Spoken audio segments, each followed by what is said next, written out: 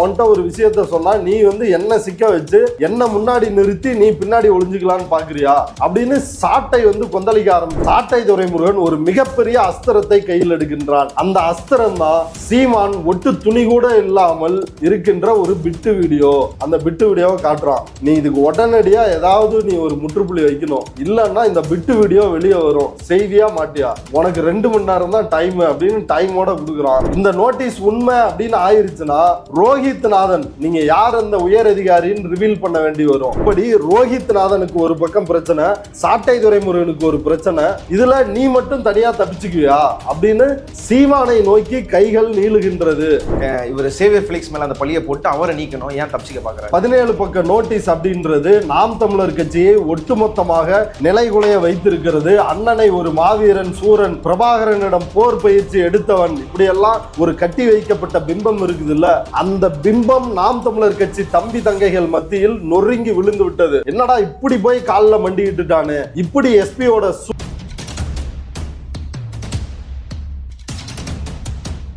Tribes நேயர்களுக்கு வணக்கம். இன்று நம்மோடு பேச திரு கரிகாலன் அவர்கள் இணைந்துள்ளார். வாருங்கள் அவரோடு பேசுவோம். வணக்கம். வணக்கம் அரவிந்த். சீமான் சார்பாக எஸ்பி வருணுக்கு நோட்டீஸ் அமைச்ச சேவியர் ஃபெலிக்ஸ் கட்சியிலிருந்து நீக்கப்பட்டதாக நாம் தமிழர் கட்சி வந்து அறிவிச்சிருக்கிறாங்க. இதோட பின்னணி என்ன? அதாவது இந்த 17 பக்க நோட்டீஸ் அப்படின்றது நாம் தமிழர் கட்சியை ஒட்டுமொத்தமாக நிலைகுலைய வைத்திருக்கிறது. அண்ணனை ஒரு மாவீரன் சூரன், பிரபாகரனிடம் போர் பயிற்சி எடுத்தவன், இப்படியெல்லாம் ஒரு கட்டி வைக்கப்பட்ட பிம்பம் இருக்குது இல்ல, அந்த பிம்பம் நாம் தமிழர் கட்சி தம்பி தங்கைகள் மத்தியில் நொறுங்கி விழுந்து விட்டது. என்னடா இப்படி போய் காலில் மண்டிக்கிட்டுட்டானு, இப்படி எஸ்பியோட சூவை நக்கிட்டானே, சூவை நக்குனதோட மட்டும் இல்லாம நெஞ்ச நக்கிற விதமா ஒவ்வொரு பொதுக்கூட்டத்திலையும் நான் போலீஸ்காரங்களுக்கு எவ்வளவு பாராட்டு தெரிவிச்சிருக்கிறேன், நன்றி தெரிவிச்சிருக்கிறேன் அப்படின்னு இவ்வளவு கீழ்த்தரமா இறங்கிட்டானு, இப்படி போய் சரண்டர் ஆயிட்டானு, எஜமா என்னை விட்டுருங்க எஜமா அப்படின்னு சரண்டர் ஆயிட்டானு அப்படின்ற ஒரு ஆதங்கம் நாம் தமிழர் கட்சி தம்பிகளுக்குள் மத்தியில் உருவாகி விட்டது. நேற்று தொடர்ச்சியாக நாம் போட்ட வீடியோ, சமூக வலைதளங்கள் முழுக்க மற்றவர்கள் எழுப்பிய கேள்விகள், இது எல்லாமே ஒரு மிகப்பெரிய சீமானுக்கு மிகப்பெரிய ஒரு பின்னடைவை ஏற்படுத்தி விட்டது. அப்ப இந்த பின்னடைவை எப்படி சரி செய்வது அப்படின்ற ஒரு பிரச்சனை சீமானுக்கு தலைக்கு மேல் வந்துருச்சு. அதோட நிற்காம சாட்டை துரைமுருகன் இன்னொரு பக்கம் பிரச்சனையை கொடுக்குறான். ஏயா உன்கிட்ட ஒரு விஷயத்த சொன்னா நீ வந்து என்ன சிக்க வச்சு என்ன முன்னாடி நிறுத்தி நீ பின்னாடி ஒளிஞ்சுக்கலான்னு பாக்குறியா அப்படின்னு சாட்டை வந்து கொந்தளிக்க ஆரம்பிச்சுட்டா. குறிப்பாக அதுல மையமான பிரச்சனை என்ன அப்படின்னா, ஒரு போலீஸ் உயரதிகாரி சொன்னதாக சாட்டை துரைமுருகன் என்கிட்ட சொன்னான். அதாவது ஜாதி பாப்பாரு எஸ்பி வருண்குமார்னு, அதை நம்பித்தான் நான் வந்து பேசினேன் அப்படின்றத இந்த அறிக்கையில் எஸ்பி வருண்குமாருக்கு கொடுத்த பதிலில் சீமான் வந்து சொல்லியிருந்தான். ஸோ இது மிகப்பெரிய நெருக்கடி. என்னை காட்டி கொடுத்துட்ட அப்படின்னு சாட்டை துரைமுருகனுக்கு ஒரு பக்கம் கோவம். இன்னொன்னு அந்த உயர் போலீஸ் அதிகாரி நம்ம நேத்தே ரிவீல் பண்ணோம், ஐபிஎஸ் ரோஹித்நாதன், அவருக்கு இது மிகப்பெரிய நெருக்கடி. இந்த நோட்டீஸ் உண்மை அப்படின்னு ஆயிருச்சுன்னா ரோஹித்நாதன் நீங்க யார் அந்த உயர் அதிகாரின்னு ரிவீல் பண்ண வேண்டி வரும். அப்படி ரிவீல் பண்றதா இருந்தா ரோஹித்நாதன் இந்த வழக்கிற்குள் வருவார், அவருக்கும் நோட்டீஸ் அனுப்பப்படும். 2வது சாட்டை துரைமுருகனுக்கு நோட்டீஸ் அனுப்பி யாருப்பா அந்த அதிகாரி, அந்த ஆபீசர் யாருன்னு சொல்லு அப்படின்னு கேட்பாரு. கேட்கிறப்ப அவன் ரோஹித்நாதனை கையை காட்டுற மாதிரி ஆகும். இப்படி ரோஹித்நாதனுக்கு ஒரு பக்கம் பிரச்சனை, சாட்டை துரைமுருகனுக்கு ஒரு பிரச்சனை, இதுல நீ மட்டும் தனியா தப்பிச்சுக்குவியா அப்படின்னு சீமானை நோக்கி கைகள் நீளுகின்றது. கட்சிக்குள்ளேயும் பிரச்சனை, சாட்டை கூடவும் பிரச்சனை, ரோஹித் ஐபிஎஸ் கூடவும் பிரச்சனை. அப்ப வேற வழி தெரியாமல் சீமான் பிதுங்கி கொண்டிருக்கின்ற வேளையில் சாட்டை துரைமுருகன் ஒரு மிகப்பெரிய அஸ்திரத்தை கையில் எடுக்கின்றான். அந்த அஸ்திரம் தான் சீமான் ஒட்டு துணி கூட இல்லாமல் இருக்கின்ற ஒரு பிட்டு வீடியோ. அந்த பிட்டு வீடியோவை காட்டுறான். நீ இதுக்கு உடனடியா ஏதாவது நீ ஒரு முற்றுப்புள்ளி வைக்கணும், இல்லைன்னா இந்த பிட்டு வீடியோ வெளியே வரும், செய்வியா மாட்டியா, உனக்கு 2 மணி நேரம் தான் டைம் அப்படின்னு டைமோட கொடுக்குறான். அந்த 2 மணி நேரத்திற்குள் சீமான் இந்த சேவியர் ஃபெலிக்ஸை சாட்டை துரைமுருகன் கொடுத்த அழுத்தத்தின் பேரில் கட்சியை விட்டு அடிப்படை உறுப்பினர்ல இருந்தே நீக்கிடுறாங்க. இந்த சேவியர் ஃபெலிக்ஸை பத்தி விசாரிச்சா அந்த சேவியர் ஃபெலிக்ஸ் வந்து பழனி பாபா, அப்புறம் முந்திரிக்காட்டு தமிழரசன், முன்னாடி எம்எல் அமைப்புல இருந்தவர், அந்த தமிழரசன் இவர்களுக்கெல்லாம் வழக்கு நடத்தியவர்னு சொல்றாங்க. 40 ஆண்டுகளுக்கு மேலாக இந்த வழக்கறிஞர் தொழில செஞ்சிட்டு இருக்கிறவருன்றாங்க. சீமான் எந்த ஒரு விஷயம்னாலும் சட்ட ரீதியான விஷயங்களை அவர்கிட்ட கலந்தாலோசனை பண்ணிட்டு தான் எதுவா இருந்தாலும் ஈடுபடுவாரு, அவரை கேட்டுட்டு தான் நடவடிக்கை எடுப்பாரு அப்படின்ற வரைக்கும் சொல்றாங்க. அப்படியெல்லாம் இருக்கும் பொழுது அவர் எப்படி தன்னிச்சையா அனுப்பியிருக்க முடியும்? ஒரு அடிப்படையான கேள்வி. எங்க ரெண்டாவது, இவன் தடா சந்திரசேகர் நினைவேந்தல்ல இருந்தானா, அதனால கடைசி டிராப்டை பார்க்காம கேட்காம வந்து அனுப்பிச்சிட்டாங்களாம். கேட்டா மட்டும் காட்டிட்டா மட்டும் அவனுக்கு தெரிஞ்சிருமா? 17 பக்கம் இங்கிலீஷ்ல இருக்குது, அவனுக்கு என்ன வெண்ணையா தெரியும்? அந்த தற்கூரி முண்டத்துக்கு தமிழே ஒழுங்கா தெரியாது, அந்த முண்டம் இந்த இங்கிலீஷை படிக்க போகுதா? இல்ல இதுக்கு முன்னாடி எந்த கேஸ்லயாவது இவன் அப்படிதான் படிச்சு பார்த்து தான் கொடுத்தானா? முழுக்க முழுக்க இவன் சொல்லி தான் தயாரிக்கப்பட்டது. ரெண்டாவது, கரெக்டா பாருங்க, மிஸ்டர் அருள்மொழிவர்மன் அப்படின்ற எஸ்பி வருண்குமாரனுடைய வழக்கறிஞருக்கு இந்த நோட்டீஸ் போகுதுன்னா இது எப்படி தன்னிச்சையா போக முடியும்? சீமான் எஸ்பி வருண்குமார் அனுப்பிய நோட்டீஸை இவருக்கு அனுப்பிச்சு, இது குறித்து நீங்க ஒரு பதில் நோட்டீஸ் அனுப்புங்க, 7 நாளுக்குள்ள நம்ம ரிப்ளை பண்ணோம், 2 கோடி ரூபாய் மான நஷ்டஈடு கேட்டிருக்கிறாங்க, அதனால இதை உடனே ரிப்ளை பண்ணோம் அப்படின்னு அவர்கிட்ட சொல்லாமல் அவர் இந்த அறிக்கையை தயாரித்திருப்பாரா? அதுல மிக முக்கியமான விஷயம், அவன் எப்படி சரண்டர் ஆயிருக்கிறான்றத இன்னொரு முறை சொல்லணும். அதாவது நீங்க இவ்வளவு சின்ன வயசுலேயே எஸ்பியா இருக்கிறீங்க, உங்களுக்கு பிரைட் ஃபியூச்சர் இருக்குது, நீங்க எதிர்காலத்தில் தமிழ்நாட்டோட டிஜிபியா கூட நீங்க வரலாம், நீங்க போய் எஜமா என்ன இப்படி சொல்லலாமா அப்படின்ற ரேஞ்சுக்கு காலில் விழுந்துட்டான். இதுக்கெல்லாம் காரணம் சாட்டை தான் அப்படின்னு கையை காட்டிட்டான். இது மிகப்பெரிய பிரச்சனையை இவங்க சாட்டை சீமான் இவர்களுக்குள்ளே ஏற்படுத்தி இருக்கிறது. ஆனால் வெளியில் நாம் தமிழர் கட்சிக்குள் மிகப்பெரிய டேமேஜ். இவ்வளவு மானத்தமிழ் பிள்ளை, வீரத்தமிழ் பிள்ளை, மண்டியிடாத மானம், வீழ்ந்து விடாத வீரம், வாள் எடுத்து சண்டையிடும் வீர கூட்டம், இப்படியெல்லாம் பேசிட்டு இருந்த இந்த சில்ற பயலோட இமேஜ், இவன் ஒரு சில்றதான், மேடையில தான் இப்படி சவடால் அடிப்பான், நீங்க ஐஏஎஸ் ஐபிஎஸ் இந்த மயிருக்காடா படிச்சுட்டு வரீங்கன்னு மேடையில பேசுவான். ஆனா மேடைக்கு கீழே இவன் ஒரு தொடை நடுங்கி எஸ்பி வருண்குமாரினுடைய காலை நக்கி விட்டான் அப்படின்னு அவனோட இமேஜ் டோட்டல் டேமேஜ் ஆயிடுச்சு கட்சிக்குள்ள. அப்ப அந்த டேமேஜை எப்படி கண்ட்ரோல் பண்ணணும் அப்படின்றதுக்காகவும், சாட்டை துரைமுருகனை எப்படி கன்வின்ஸ் பண்ணும் அப்படின்றதுக்காகவும் ஒரு புதிய அஸ்திரத்தை சீமான் கையில் எடுத்தான். அந்த அஸ்திரம் தான் இது தன்னிச்சையாக அனுப்பப்பட்ட விளக்கம், இதற்கும் எனக்கும் எந்த சம்பந்தமும் இல்லை அப்படின்னு சொல்லிருக்கிறான். இப்ப இதுல சம்பந்தம் இருக்கு இல்ல, இப்ப நோட்டீஸ் நீங்க வந்து திரும்ப அனுப்பிச்சிட்டீங்க, இல்ல அந்த நோட்டீஸ் நாங்க அனுப்பல அப்படின்னு சொல்லிட்டீங்கன்னா அடுத்து கோர்ட்ல கேஸ் தான், நீ கோர்ட்ல வந்து மன்னிப்பு கேட்டுதான் ஆகணும், நீ கோர்ட்ல வந்து சொல்லிதான் ஆகணும். யாருப்பா உனக்கு சொன்னா எனக்கு ஜாதிய ரீதியா வெறுப்பு இருக்குது அப்படின்னு யார் சொன்னா, அதை நிரூபி அப்படின்னு சொல்லி அவங்க கேட்பாங்க கோர்ட்ல, நீ அப்ப சொல்லிதான் ஆகணும். இது ஃபேர் கிரிட்டிசிசம் அப்படின்லாம் நீ வந்து சொல்ல முடியாது, உன்னை அங்க வந்து ஆப்பு அடிச்சுதான் தீருவாங்க. இப்போ நீங்கள் சொல்கிறபடி பார்த்தா ஏன் அவர் வந்து அப்படி ஒரு விளக்கத்தை வந்து ரெடி பண்ணணும், அந்த நோட்டீஸ் அனுப்பணும், அனுப்பிச்சிட்ட பிறகு இன்னைக்கு இவர் சேவியர் ஃபிலிக்ஸ் மேலே அந்த பழியை போட்டு அவரை நீக்கணும், ஏன் தப்பிச்சிக்க பார்க்குறாங்க? இல்லைங்க, பொதுவாக சீமான் வந்து என்ன நினச்சிருக்கிறான்னா, நம்ம கதவை சாத்திக்கிட்டு காலில் உளறோம் அப்படின்ற அந்த ஷூமான் பாணியை, சாவர்கர் பாணியை கடைபிடித்து இந்த நோட்டீஸை வந்து அனுப்புனான். அது வந்து வெளியே வரப்போறது இல்லை. எஸ்பி வருண்குமாரும் இதை பார்த்து விட்டு புலங்காயுதம் அடைந்து இப்படி நெஞ்ச நக்கிட்டானே, காலை நக்கிட்டானே அப்படின்னு அவர் விட்டுருவார் அப்படின்னு எதிர்பார்த்தான். ஆனா இதுல எங்க ட்விஸ்ட் நடந்திருக்குன்னா, அருள்மொழிவர்மன் அப்படின்ற அவருடைய வழக்கறிஞருக்கு அனுப்பியிருக்கிறாங்க. ஒண்ணு அவர் இத வெளியே வந்து மீடியாவுக்கு கொடுத்துருக்கணும், இல்லைன்னா சேவியர் ஃபெலிக்ஸ் வந்து மீடியா கிட்ட கொடுத்துருக்கணும். இந்த ரெண்டுல ஏதோ ஒண்ணுதான் நடந்திருக்கணும். இந்த நோட்டீஸ் வெளியே வந்து இவ்வளவு பெரிய தாக்கத்தை ஏற்படுத்தும் அப்படின்றது சீமானுக்கு தெரியல. ஒரே நாள்ல டோட்டல் டேமேஜ். அந்த டேமேஜை கண்ட்ரோல் பண்ணுன்றதுக்காகத்தான் சீமான் இப்படி ஒரு நடவடிக்கை, தன்னிச்சையாக அது அனுப்பப்பட்டு விட்டது அப்படின்னு. ஏன் முந்தா நாளே போயிருச்சு, அவங்களுக்கு ரிசீவ் ஆயிருச்சு. நேற்று இல்லை, நேற்றுக்கு முன்தினமே இந்த நோட்டீஸ் எஸ்பி வருண்குமாருக்கு போய் சேர்ந்திருக்குது, நம்ம சோர்ஸ் மூலமா கிடைச்ச தகவல். அதற்கு பிறகு நேற்று ஊடகங்களில் அதிகாரப்பூர்வமாக அந்த நோட்டீஸ் வெளியாகுது. இது புதிய தலைமுறை உள்ளிட்ட ஊடகங்கள் தான் ஃபர்ஸ்ட் பிரேக் பண்ணாங்க. அதற்கு அடுத்து தான் இந்த நோட்டீஸ் நமக்கு எக்ஸ்க்ளூசிவா கிடைச்சது. நம்ம வந்து இந்த 17 பக்கத்துலயும் மொத்தமா என்ன இருக்குது அப்படின்றத நம்ம வந்து எக்ஸ்போஸ் பண்ணோம். அப்படின்னா யோசிச்சு பாருங்க, இது இஷ்யூவா கிரியேட் ஆன பிறகுதான் சீமான் இதை என்ன பண்ணி ஹேண்டில் பண்ணலாம் அப்படின்றதுக்காக தன்னிச்சையா அனுப்பப்பட்டதுன்றான். அப்ப ஏன் முதல் நாளே இப்ப தனக்கு தெரியாம நான் வந்து தடா சந்திரசேகர் நினைவேந்தல்ல இருந்தாரு எங்க அண்ணன், அவருக்கு தெரியாம இவர் அனுப்பிச்சிட்டாரு, இறுதியா அவர் பார்க்க வேண்டியது இருந்துச்சு, அதை பார்க்காம அனுப்பிச்சிட்டாரு அப்படின்னு இவன் சொல்றான். இப்ப தடா சந்திரசேகர் நினைவேந்தல்ல இருந்து நீ வந்திருப்பல்ல, வந்த பிறகு நோட்டீஸ் என்ன ஆயிருச்சுன்னு கேட்டிருப்பல்ல, நோட்டீஸ் அனுப்பிச்சாங்கன்னு கட்டாயம் சொல்லிருப்பாங்க. அப்ப வரைக்கும் சீமானுக்கு எதுவும் பிரச்சனை கிடையாது. கட்டாயம் 7 நாட்களுக்குள் மன்னிப்பு கேட்க வேண்டும், 2 கோடி ரூபாய் மான நஷ்டஈடாக கொடுக்க வேண்டும் அப்படின்ற அந்த நோட்டீஸுக்கு இது எவ்வளவு பெரிய முக்கியமான நோட்டீஸு. எஸ்பி வருண்குமாருக்கும் இவர்களுக்கும் இடையிலான அந்த மோதல் எந்த அளவுக்கு தீவிரமா போயிட்டு இருக்குது. இப்ப இந்த நேரத்தில் தான் இப்படி ஒரு நோட்டீஸிற்கு பதில் அளிக்கிறாங்க. இந்த நோட்டீஸை எப்படி சீமானுக்கு தெரியாம போக முடியும்? இவர் ஏதோ கீழே இருக்கிற பொறுப்பாளரோ இல்ல தனியான வக்கீலோ கிடையாது. இவர் நாம் தமிழர் கட்சியினுடைய வழக்கறிஞர் பாசறையின் மாநில தலைவர்.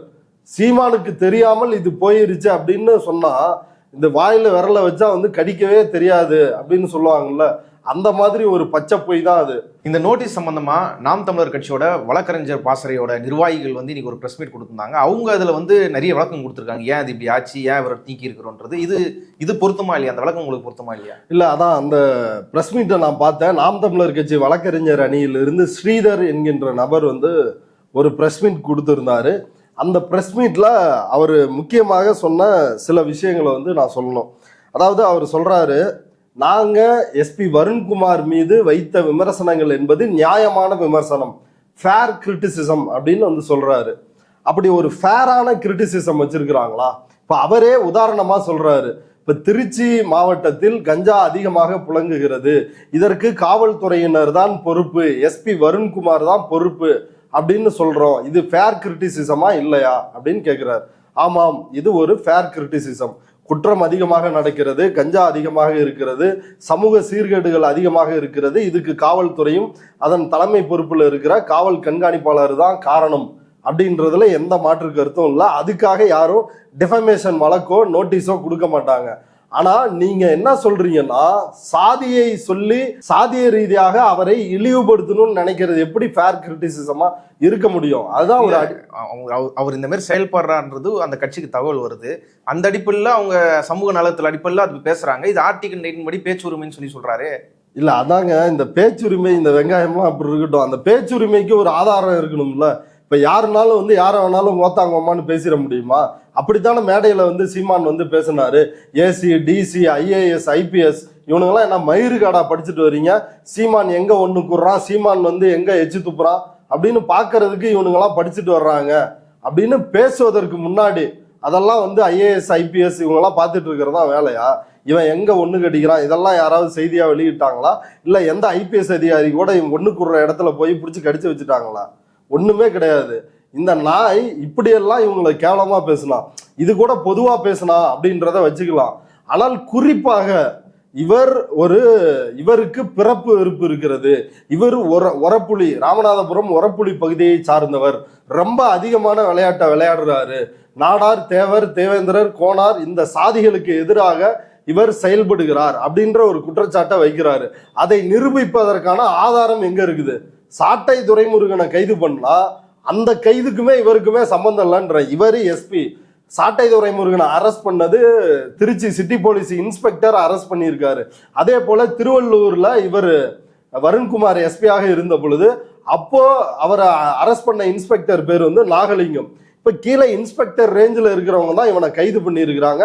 அடுத்த கட்ட நடவடிக்கைகள் பாஞ்சிருக்குது. இப்ப குண்டாஸ் போடுறாங்கன்னா குண்டாஸ் அடிப்படையே என்னன்னா, எஸ்பியினுடைய பரிந்துரையின் பேரில் கலெக்டர் தான் குண்டாஸ் போடுவாரு. சட்ட ரீதியா அப்படி நடக்கும். இவங்களுக்கு தான் ஒரு மோட்டிவ் இருக்குது. இப்ப இவனுங்க ஒரு தப்பு பண்ணிடுறானுங்க. பாக்ஸ்கான் ஆலையில் 9 பெண்கள் கொல்லப்பட்டு விட்டார்கள் அப்படின்னு ஒரு வதந்தியை கிளப்பி சமூக அமைதிக்கு குந்தகம் விளைவிக்கிறார்கள். அதன் அடிப்படையில் கைது செய்யப்பட்டு சிறையில் அடைக்கப்படுகிறார்கள். இது எஸ்பி வருண்குமார் மீதான தவறா அல்லது சாட்டை துரைமுருகன் மீதான தவறா? இது சாட்டை மீதான தவறு. அதே போல சண்டாளன் பாடியது எஸ்பி வருண்குமாரின் தவறா இல்ல சாட்டை துரைமுருகனின் தவறா? அவர் எஸ்பி வருண்குமார் நேரடியா இதுல தலையிட்டார் அப்படின்றதுக்கு என்ன ஆதாரம்? இந்த நோட்டீஸ்லயே சொல்லி இருக்கிறாங்க. அங்க இவனை அரெஸ்ட் பண்ண போலீஸ் சொன்னாங்களாம். நீங்களே சொல்லுங்க, உண்மையிலேயே எஸ்பி வருண்குமார் அப்படி ஒரு உத்தரவு போடுறாருன்னா வந்த போலீஸ் யாராவது இதை சொல்லுவாங்களா? மேலிடத்துல இருந்து இந்த ஆபீசர் சொல்லிதான் நான் உங்களை கைது பண்றேன் அப்படின்னு சொல்லுவாங்களா? சொன்னா சாட்டை துரைமுருகனே நாளைக்கு இதை வச்சு இஷ்யூ பண்ணுவான் அப்படின்னு அவங்களுக்கு தெரியாதா? அப்ப இது அடிப்படையிலேயே ஒரு முகாந்திரம் இல்லாத ஒரு குற்றச்சாட்டு. இதை ஒரு ஃபேர் கிரிட்டிசிசம் அப்படின்னு எடுத்துக்க முடியாது. இது சாதிய ரீதியான தாக்குதல். இது எந்த நேரத்துல இந்த தாக்குதல் நடக்குது அப்படின்னா, சாட்டை துரைமுருகன் கைது செய்யப்பட்ட பிறகு சீமான் பிரஸ் மீட் கொடுக்கிறாரு. அந்த பிரஸ் மீட்ல தான் இவர் ஜாதிய ரீதியாக ஒரு வெறுப்பை பார்க்கிறார், பிறப்பின் அடிப்படையில் மற்றவர்களை இழிவாக பார்க்கிறார் அப்படின்ற விமர்சனத்தை முன்வைக்கிறாரு. அதற்கு பிறகுதான் நாம் தமிழர் தம்பிகள் சீமான் தூண்டுதலின் பேரில் அவரையும் அவரது குடும்பத்தாரையும் மிக மிக ஆபாசமாக கொலை மிரட்டல் விடுத்து எழுதுறாங்க. அதன் தொடர்ச்சியாக இவர் கொடுத்த புகாரின் அடிப்படையில் கைது செய்யப்படுகிறார்கள். கைது செய்யப்பட்டவன்ல ஒருத்தன் விருதுநகரனுடைய ஒன்றிய செயலாளர், அவன் தான் கண்ணன். அப்ப இதுக்கும் எங்களுக்கும் சம்பந்தமே இல்லைன்னு எப்படி சொல்ல முடியும்? இதை எப்படி ஃபேர் கிரிட்டிசிசம் சொல்ல முடியும்? இது அப்படி சொல்வதற்கு எந்த முகாந்திரமும் இல்லை. நம்பர் 1. நம்பர் 2, இவர் ஒரு போலீஸ் ஆபீசரா? இவர் எதுக்கு சோசியல் மீடியால இயங்குறாரு? எங்க போலீஸ் ஆபீசர் சோசியல் மீடியால இருக்கக்கூடாதுன்னு யார் சொன்னா? இப்ப புகார்களை வாட்ஸ்அப் மூலமாக பெறுவதற்கான டெக்னாலஜிஸ் அறிமுகப்படுத்தி இருக்கிறாங்க. அதே போல சமூக வலைதளங்களில் யார் வேண்டுமானாலும் எந்த அதிகாரியை வேண்டுமானாலும் டேக் பண்ணி இந்த இடத்துல பிரச்சனை இருக்குது, நான் இங்க மாட்டிக்கிட்டு இருக்கிறேன் அப்படின்னு யார் வேணாலும் இன்னைக்கு சொல்றாங்க. அது யார் சோசியல் மீடியாவில் ஆக்டிவா இருக்கிறாங்களோ அவங்க உடனடியாக தலையிட்டு நடவடிக்கை எடுக்கிறாங்க. அப்படி ஒன்றும் சோசியல் மீடியாவில் இயங்கக்கூடாது அப்படின்னு எந்த சட்டமும் இல்லை. நம்பர் 1. நம்பர் 2, பார்க்கிங் டாக்ஸ் டே, அதாவது நாய்கள் குறைக்கும் தினம் அப்படின்னு எஸ்பி வருண்குமார் எழுதுறாரு. எங்களை குறித்து தான் இழிவா அவர் அப்படி எழுதுறாரு அப்படின்னு சொல்றாங்க. நாய்கள் குறைக்கும் தினம் என்று சொன்னால் நாம் தமிழர் கட்சிக்கும் சீமானுக்கும் ஏன் வலிக்கிறது? நாக்பூர் நாயான சீமானுக்கு ஏன் வலிக்கிறது அப்படின்ற ஒரு கேள்வி இருக்குது இல்ல. இப்ப நாய்கள் குறைக்கும் தினம்னு சொன்னா தமிழ்நாட்டுல எத்தனையோ கட்சி இருக்குது. எந்த கட்சிக்காரனாவது என்னதான் சொன்னாங்கன்னு யாராவது கிளைம் பண்றாங்களா? தமிழ்நாட்டுல எத்தனையோ அரசியல்வாதிகள் இருக்கிறாங்க, எத்தனையோ செயல்பாட்டாளர்கள் இருக்கிறாங்க. யாராவது என்னை பார்த்துதான் நாய்கள் குறைக்கும் தினம் என்று எஸ்பி வருண்குமார் சொன்னார் அப்படின்னு யாராவது கொதிக்கிறாங்களா? யாருமே கிடையாது. அப்ப இவனுங்க கொதிப்பதற்கான காரணம் என்ன? அப்ப இவனுங்கள நாய்கள் அப்படின்னு ஒத்துக்கிறானுங்களா? இப்ப நாய்கள் மட்டும் கிடையாது, அவனுங்க நாக்பூர் நாய்கள் அப்படின்னு தான் நம்ம சொல்லணும், RSS நாய்கள் அப்படின்னு தான் சொல்லணும். அடுத்ததா இன்னொரு குற்றச்சாட்டை முன்வைக்கிறது திமுகவினுடைய முதன்மை குடும்பம், அதாவது ஸ்டாலின் குடும்பம் ஒரு குறிப்பிட்ட சாதியை சார்ந்தது. இந்த வருண் IPSம் அதே சாதியை சார்ந்தவர். அதனால 2 பேரும் சேர்ந்து திமுகவினுடைய அஜெண்டாவை நிறைவேற்றுகிறார்கள் அப்படின்றாரு. இப்ப முதல்ல ஏற்கனவே சொன்னதுதான், தன் மீது ஒரு தூசு திரும்ப விழுந்து விட்டால் கூட, தான் குழாயில தண்ணி வரலனா கூட அதுக்கு CM ஸ்டாலின் தான் காரணம் அப்படின்னு வெளியே பேட்டி கொடுக்கறவன் தான் சீமான். ஏன்னா தன்னுடைய மார்க்கெட் ரேட்டை ஏத்திக்கிறது. இங்க பாருங்க, எதுனாலும் எனக்கு நடப்பதற்கு காரணம் CM தான் காரணம் அப்படின்னு. இப்ப அந்த ஒரு யுக்தியை தான் இதுலயும் கையில எடுத்திருக்கிறாங்க. இவனுக்கு தான் இவ்வளவு நாளா சொன்னானுங்க ஸ்டாலின் குடும்பம் ஒரு தெலுங்கர் குடும்பம் அப்படின்னு இவனுக்கு சொல்லிட்டு இருந்தானுங்க. எஸ்பி வருண்குமாரினுடைய பின்னணியை விசாரிச்சு பார்க்கும் பொழுது அவர் ஒரு வெள்ளாளர் சமூகத்தை சார்ந்தவர். இது தமிழ் சாதி, இது தெலுங்கு சாதி. எப்படி 2ம் ஒரே சாதின்னு இன்னைக்கு கண்டுபிடிச்சானுங்க? அப்ப இதுல எந்த அளவுக்கு உண்மை இருக்குது அப்படின்றத மக்கள் சிந்திச்சு பார்க்கணும். இது நான் சொல்ல வரல, அது தெலுங்கு சாதின்னு அவனுங்க சொல்றதுல இருந்து நான் பதில் சொல்ல விரும்புறேன். அதே போல இந்த பிரஸ் மீட்ல அவனுங்க சொல்றானுங்க எஸ்பி வருண்குமாரை மட்டுமல்ல, அவன் எந்த குடும்பத்தையும் ஆபாசமாக பேசக்கூடாது, குழந்தைகளுக்கு கொலை மிரட்டல் விடுக்கக்கூடாது அப்படின்னு இந்த ஸ்ரீதர் சொல்றாப்புல. ஏன்பா ஸ்ரீதர் இப்படி சொல்றியே, உங்க கட்சிக்காரங்க தானப்பா 2 பேர் கைதாயிருக்கிறாங்க, அதுக்கு நீ ஏதாவது பதில் சொல்லணும்ல. இப்ப ஃபேக் ஐடியை வச்சுதான் இப்படி எல்லாம் எழுதிட்டாங்க, அதுவும் திமுக காரங்களே பண்ணிட்டாங்கன்ற. எந்த திமுக காரனா அரெஸ்ட் ஆகலையே, கைதான 2 பேருமே உங்க கட்சிக்காரன் தானே. அதுல ஒருத்தன் ஒன்றிய செயலாளர் பொறுப்புல இருக்கிறவன். இப்படி இருக்கிறப்ப வாய் கூசாம பொய் சொல்றிய, உங்க அண்ணன் இதுதான் சொல்லி கொடுத்தானா, நீ வக்கீலா இல்ல வேற எதுவுமா? ஒண்ணுமே புரியல. இதுல இவன் சொல்றான், இந்த ஸ்ரீதர் வரிசையா குற்றச்சாட்டுகளை அடிக்கிட்டு இந்த குற்றச்சாட்டுகள்லாம் இல்ல அப்படின்றத எஸ்பி வருண்குமார் நிரூபிக்கணும் அப்படின்றான். முதல்ல அடிப்படையான ஒரு சட்டம் இந்த ஆளுக்கு தெரியுமா தெரியாதான்னு தெரியல. இவரெல்லாம் வக்கீலா இல்ல டுபாக்கூரா இல்ல வக்கீல் வண்டு முருகனான்னு தெரியல. ஆகவே தங்களுக்கு தெரியாத சட்டம் ஒன்றும் இல்லை, நீங்கள் அதுக்கேற்ற நடவடிக்கைகளை எடுங்கள் அப்படின்னு சொல்லுவாங்கல்ல. அந்த காமெடி மாதிரி யாருங்க நீ குற்றம் சாட்டுறன்னா நீ தான் ஆதாரத்தை கொடுக்கணும். இவர் ஊழல் செய்யறாரு, இவர் லஞ்சம் வாங்கியிருக்கிறாரு அப்படின்னா நீ தான் ஆதாரத்தை கொடுக்கணும். இங்க பாருங்க, இந்த திட்டத்தில் இப்படி ஊழல் செய்கிறார், இங்க பாருங்க இங்க மாமூல் வாங்கினாரு, ஒரு CCTV கேமரா இருக்குது அப்படின்னு நீ தான் ஆதாரம் கொடுத்து அதை நிரூபிக்கணும். ஆனா எஸ்பி வருண்குமார் நிரூபிக்கணுமா? அவர் மேல இவங்க போலியான குற்றச்சாட்டை வைப்பாங்களாம். அது உண்மையா இல்லையான்னு அவரு நிரூபிக்கணுமா? இத அடிப்படை சட்ட விதிகளுக்கே புறம்பான ஒரு கோர்ட்டை பத்தி ஒரு அடிப்படை அறிவு கூட இல்லாத ஒரு தற்குறி தான் இப்படி பேசுவான். சீமான் தம்பி அப்படி ஒரு தற்குறியாக இருப்பதில் நமக்கு எந்த ஆச்சரியமும் கிடையாது. இப்போ எஸ்பி வருண்குமார் அவரோட குடும்பத்தை பத்தி ஆபாசமா பேசுறதுக்காக இந்த நடவடிக்கைகள் மேற்கொள்ளப்பட்டு வருது. ஆனா சீமான் அவர்களும் ஒரு குற்றச்சாட்டு முன்வைக்கிறார். என்னோட தாயை பத்தி என்னோட குடும்பத்தை பத்தி நீங்க ஆபாசமா பேசுறீங்க, உங்களுக்கு எப்படி வலிக்குதோ எனக்கு வலிக்கும், நான் புகார் கொடுத்தா எடுக்க மாட்டீங்க, நடவடிக்கை இல்லைன்னு சொல்றாரு. இதை எப்படி பாக்குறீங்க? இல்ல, அதான் இன்னைக்கு அந்த ஸ்ரீதரும் அந்த பேட்டியில அதை தான் குற்றச்சாட்டா முன் வச்சாரு. சாட்டை துரைமுருகன் தக்கலையில் என்ன பேசினார் கன்னியாகுமரியில, எதற்காக அவர் கைது செய்யப்பட்டார்? ஒரு நல்ல அப்பனுக்கும் ஆத்தாளுக்கும் பிறந்த பினராயி விஜயன் அங்க கேரளாவில் ஆட்சி செய்யறான், இங்க நல்ல அப்பனுக்கும் ஆத்தாளுக்கும் பிறக்காத ஸ்டாலின் ஆட்சி நடக்குது அப்படின்னு பேசுறான். அதற்காகத்தான் கைது செய்யப்படுகிறான் ஒரு தமிழ்நாட்டினுடைய முதலமைச்சரை. இல்லைங்க, முதலமைச்சரை விட்டுறலாம், எந்த ஒரு மனிதனையும் இப்படி நீ நல்ல அப்பனுக்கும் ஆத்தாளுக்கும் பிறக்கல அப்படின்னு யாராவது பேசுனா அது எவ்வளவு பெரிய குற்றம். அடிப்படையில் உள்ள முழுக்க சாதி வெறி கொண்ட ஒரு அயோக்கிய நாயால் தான் இப்படி எல்லாம் பேச முடியும். அப்படி அயோக்கியமான கேடுகட்ட ஜென்மம் தான் இந்த சாட்டை துரைமுருகன். அதற்காக இவன் கைது செய்யப்படுகிறான். கைது செய்யப்பட்டது தொடர்பாக சீமான் ஒரு பேட்டி தர்றான். உண்மையிலே இவன்லாம் தலைவனா இல்ல மானங்கெட்டவனா அப்படின்றது தெரியல. என்ன தெரியுங்களா சொல்றான்? இப்ப சாட்டை என்ன பேசிட்டாரு, என் தம்பி என்ன பேசிட்டான் அப்படின்னு நெறியாளர்கிட்ட கேட்கிறான். இல்லைங்க அது அப்படின்னு அவரு ஆரம்பிக்கிறாரு. பேச்சு தானேங்க, நீங்க வேணா எங்க அப்பா ஆத்தால போய் அங்கிட்டு நின்று திட்டிட்டு போங்க. இவன் எவ்வளவு பெரிய கேடு கட்டவனு பாருங்க. நான் அவன் குடும்பத்தை திட்டுவேன், அவன் என் குடும்பத்தை திட்டுவான். இது என்ன சினிமாவா? இல்ல கேக்குறேன், இது எனக்கு என்னன்னே இவன் என்ன ஜென்மனே புரியலங்க. நீ சிஎம் குடும்பத்தை ஆபாசமா திட்டுவ, அவங்க பதிலுக்கு உன்னை திட்டணுமா? எவ்வளவு கேடுகட்ட புத்தி பாருங்க. நான் உன்னை திட்டுறேன், நீ என்ன பதிலுக்கு திட்டு. அப்ப தொடங்கி வைப்பது யார்? சீமான் தான் இதை தொடங்கி வைக்கிறான், நாம் தமிழர் கட்சி தான் தொடங்கி வைக்கிறான். நீ தொடங்கி வச்சா அப்புறம் பதில் அப்படிதான் வரும். அதே மாதிரி தானே நீ எஸ்பி வருண்குமார் மேட்டர்ல சாதிய ரீதியா நீ அவரை அட்டாக் பண்ணி தொடங்கி வைக்கிற, அதுக்கப்புறம் கைது பண்ணிட்டாங்க அப்படின்ற, அப்புறம் இன்னொரு பக்கம் அதுக்கும் எங்களுக்கும் சம்பந்தம் இல்லைன்ற. ஆனா உங்களுடைய வழக்கறிஞர் அணி தான் போய் கைதான 2 பேருக்கும் ஜாமீன் எடுக்கிறதுக்கான நடவடிக்கையில ஈடுபடுறாங்க. கைதானவங்களுக்கும் தங்களுக்கும் எந்த சம்பந்தமும் இல்லைன்றானுங்க. ஆனா கைதானவங்களை பிடிச்சி நைட்டு முழுக்க வச்சு அடிச்சாங்க அப்படின்னு அதுக்காகவும் வருத்தப்படுறீங்க. இப்ப இதுல எதுடா உண்மை? கைதான 2 பேர் வாக்குமூலம் கொடுத்துருக்கானுங்க. எங்க அண்ணன் சீமான் சொல்லிதான் நாங்க இப்படி எல்லாம் பதிவு போட்டோன்னு.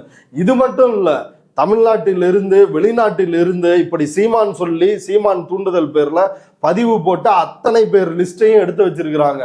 அவர்கள் எல்லாரும் கொத்தாக வேட்டையாடப்படுவார்கள். ஒட்டுமொத்தமாக நாம் தமிழர் கட்சியினுடைய ஆபாசத்திற்கு, அருவருப்பிற்கு இந்த முறை முடிவுரை எழுதுவாங்க அப்படின்னு நான் நினைக்கிறேன். இந்த செய்தி தொடர்பாக பல்வேறு தகவல்களை பகிர்ந்து கொண்டதுக்கு நன்றி. நன்றி.